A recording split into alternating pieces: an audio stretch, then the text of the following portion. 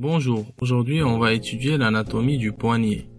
Pour cela, nous adopterons le plan suivant.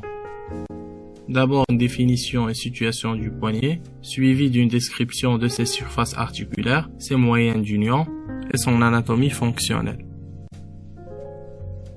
Le complexe articulaire du poignet est constitué de deux articulations qui fonctionnent simultanément, l'articulation radiocarpienne et l'articulation médiocarpienne.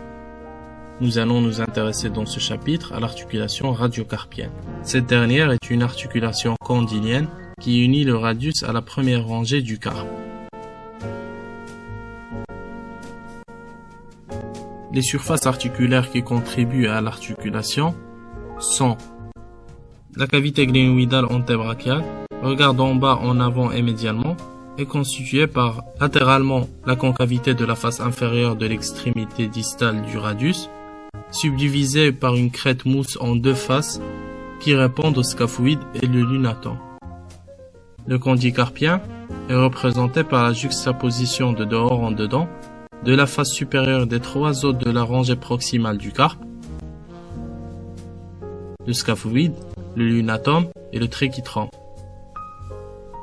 Ces surfaces articulaires sont unies entre elles par des moyens d'union, notamment la capsule articulaire, qui a un manche en fibre mince et lâche à la face dorsale, plus épais à la face palmaire. Le système ligamentaire antérieur du carpe. Il est constitué de deux faisceaux, le faisceau radiocarpien palmaire orienté en bas et médialement, et le faisceau unocarpien palmaire orienté en bas et latéralement. Ces deux faisceaux, de morphologie et d'épaisseur variable, convergent principalement vers le trichytrum et le capitatum. Le système ligamentaire postérieur du carpe, orienté en bas et médialement, il va du radius à la face postérieure du trichytrum et du lunatum. Le ligament collatéral ulnaire, il s'insère en haut sur le processus styloïde de l'ulna et en bas sur le trichytrum par un faisceau postérieur et sur le pôle supérieur du pisiforme par un faisceau antérieur. Le ligament collatéral radial, plus court, il s'insère sur le processus styloïde du radius et rejoint le tubercule du scaphoïde.